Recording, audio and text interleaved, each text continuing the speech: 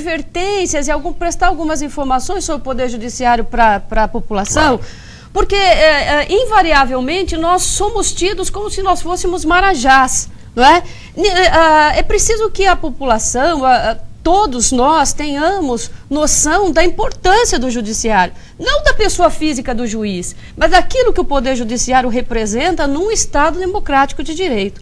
Porque não adianta, a Constituição diz aqui no artigo 2º, que são poderes da União independentes e harmônicos entre si, o Legislativo, o Executivo e o Judiciário. Não se pode ter um judiciário só forte, não se pode ter só um legislativo forte e nem um executivo forte. É preciso que os três sejam fortes.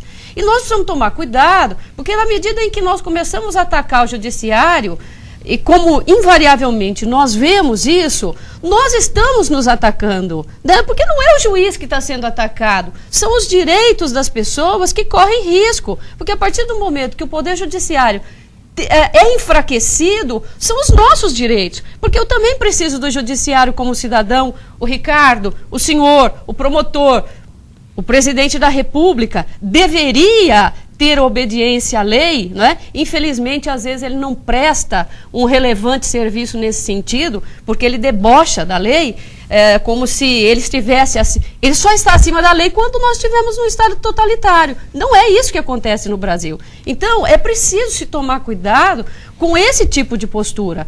Nós respeitamos o Legislativo, nós respeitamos o Executivo e precisamos respeitar o Poder Judiciário. Porque não adianta a Constituição trazer aqui essa série de direitos fundamentais, o corpo de leis que nós temos, se as pessoas não respeitarem. E se não houver o respeito à lei, quem que garante ao cidadão, aquele que não tem voz nem vez, a possibilidade de que aquele exercício, aquele direito dele seja efetivamente respeitado? Aquele que não tem o medicamento, porque a Constituição assegura a todos nós o direito à saúde, o direito à educação, enfim, todos. Quem que vai dizer, olha, a fulano está morrendo? Não tem medicamento. Quem que vai dizer para ele, o direito à saúde deve ser assegurado? Não tem vaga na escola. Quem que vai dizer, não, Estado, você precisa? E veja a beleza do direito. O próprio Estado cria os direitos para que ele também seja regido por ele. Então isso é uma coisa que, às vezes, a população não tem muito essa noção. O judiciário não é o juiz. O judiciário é a estrutura que garante que os direitos do cidadão sejam efetivamente realizados. É difícil, às vezes, para a população nos enxergar como funcionários públicos. Nós estamos prestando um serviço que é essencial para a sociedade. Agentes do Estado. Exatamente.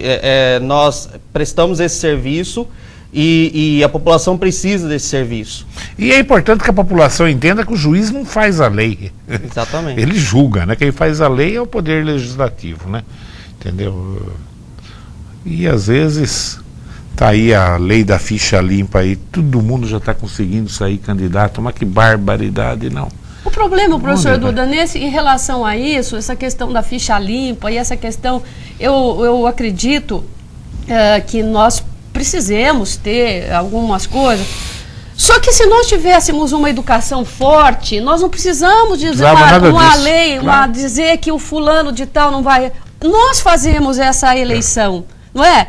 Se as pessoas tivessem esse acesso, essa possibilidade, essa transparência de escolher efetivamente quem deve merecer o nosso voto, não precisava dessa lei. E aí está a importância dos meios de comunicações, né? Grande, serem abertos serviço. A todo mundo, Uma outra coisa, há que se respeitar a Constituição. Nós temos princípios que estão acima dessa lei. Então, se houver uma inconstitucionalidade, não vai ser aplicada. Não é porque a lei está aí que nós somos obrigados a cumprir. Se ela é inconstitucional, claro, nós não podemos respeitá-la, não é? Então há que sempre se ter essa noção. E isso é importante que a população se atente para isso, não é? Nós, juízes, somos cobrados, a população em alguns pontos tem razão, mas é possível que se cobre de todos então, não é? E que se faça efetivamente as escolhas, não é? A pergunta aqui do Pedro Valentim, o doutor Ricardo responde, doutores, a Polícia Civil editou uma portaria autorizando os delegados de polícia a fazerem conciliação nas ocorrências de crime leves. O Ministério Público está alegando que a portaria é inconstitucional, porque entende que as conciliações só devem ser feitas em juízo e com acompanhamento do Ministério Público. Qual a opinião da doutora e do doutor sobre essa polêmica? Eu entendo que é inconstitucional. Eu acho que não seria função do delegado de polícia promover essa conciliação. Tem que ser submetido ao crivo do Poder Judiciário. Não sei a opinião da doutora Rossana. De acordo com o que a Constituição diz, é isso. É isso. Mas é uma pena, né? Crime leve até acabava acontecendo uma agilização da coisa. Mas se a Constituição fala isso, não adianta. Aí nós teríamos que, no mínimo, ter uma lei regulando isso, né? Mas a Constituição, ela estabelece... Aparentemente, na prática, seria uma coisa... Seria interessante. Agora, a Constituição, ela estabelece algumas funções, né? E não está dentre os poderes... Do delegado de polícia, isso. Claro. Né? Nós não temos nada contra o delegado, pelo contrário, seria muito bom. Aliás, ele já tem várias atribuições isso difíceis. E existe uma preocupação muito grande com a celeridade processual e com a diminuição da carga, do número de processos. Só que isso não pode esbarrar em princípios constitucionais. Exato. Como nós falamos agora há pouco. Ficha limpa. Existem princípios que devem ser observados. A justiça mais célere não é necessariamente a melhor justiça. Então, eu entendo a questão, eu entendo a preocupação, mas a busca pela celeridade não pode esbarrar em direitos fundamentais. Aí não. O delegado, ele presta os seus serviços à população, à sociedade, a todos nós, deve o nosso respeito também no dia do direito, porque ele também é um operador, mas ele já tem inúmeras atribuições lá, e dentre elas não está essa, pelo menos até que eu sei, né? O Claudinei do Jardim Ferraz pergunta para a doutora Rossana. Doutora Rossana, a gente ouve dizer que o juiz de direito não começa a carreira ganhando menos de R$20 mil no mês e tem direito a 2 meses de férias além do recesso.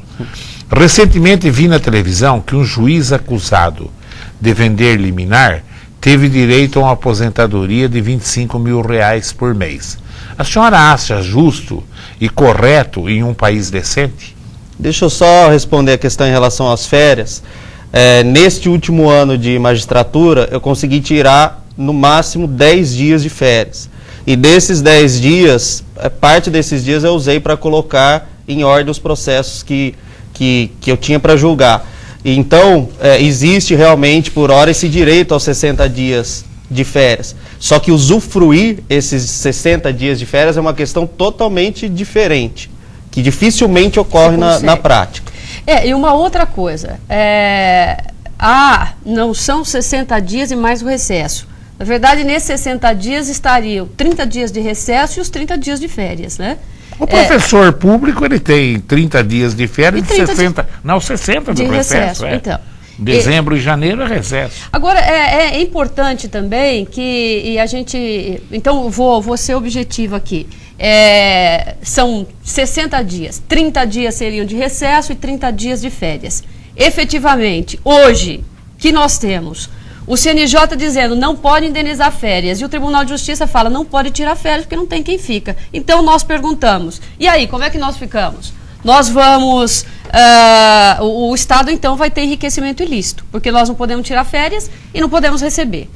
Acho que eu respondo. Com relação à questão da disponibilidade, eu não acho isso certo. Agora, nós temos que tomar cuidado. Quem vendeu liminar, quem não foi probo, quem traiu as atribuições que ele jurou no dia que ele prestou, essa pessoa tem que ser punida. Agora, nós não podemos punir o judiciário por conta de um. Assim como nós não podemos punir o legislativo por conta de alguns. Existem maus profissionais em todas as áreas. Nós não podemos punir o executivo por conta de alguns maus administradores. Então, é muito complicado e é muito séria essa questão de generalização no Brasil. Em tudo. Do médico, do professor e etc, etc, etc. Há que se tomar cuidado. Por quê? Porque com isso nós vamos jogando todo mundo na vala comum e as nossas garantias e direitos vão perdendo força. E, de repente, nós vamos perdendo todos esses direitos que nós tivemos, que nós ganhamos com a Constituição Federal de 88, nós podemos ter